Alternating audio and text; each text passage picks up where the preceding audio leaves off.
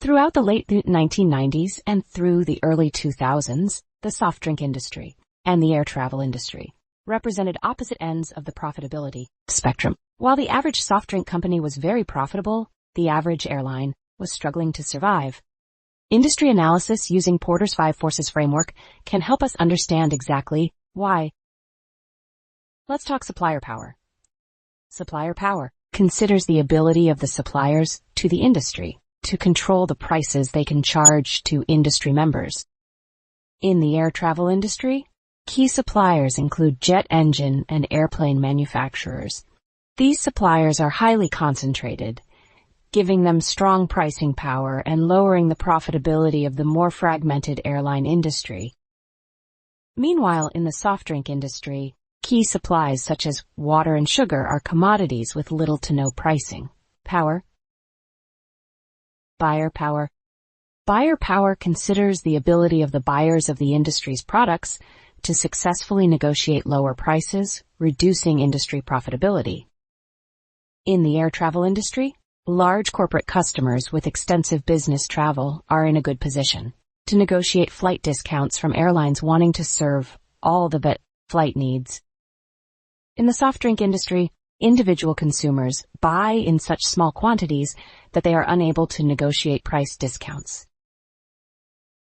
The power of substitutes examines the ability of products from nearby industries to substitute for the industry's products, reducing sales and impacting profits.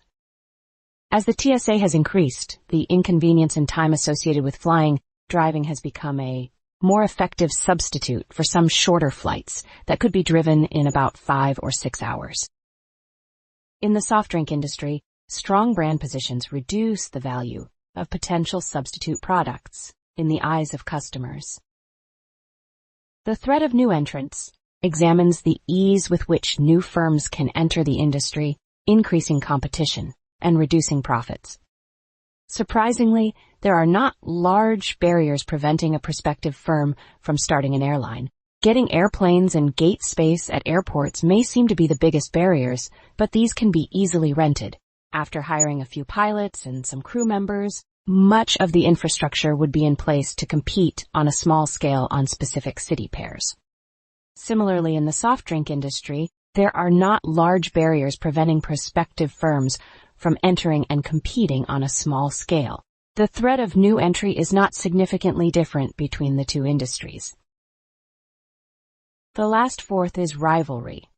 This force examines how intense, price-based competition is between firms in the industry. Internet travel websites have made it easy for consumers to compare prices and switch from one airline to another for a lower price. Price-based competition is intense in the air travel industry due to high information transparency, low switching costs, disappearing goods, and low marginal costs.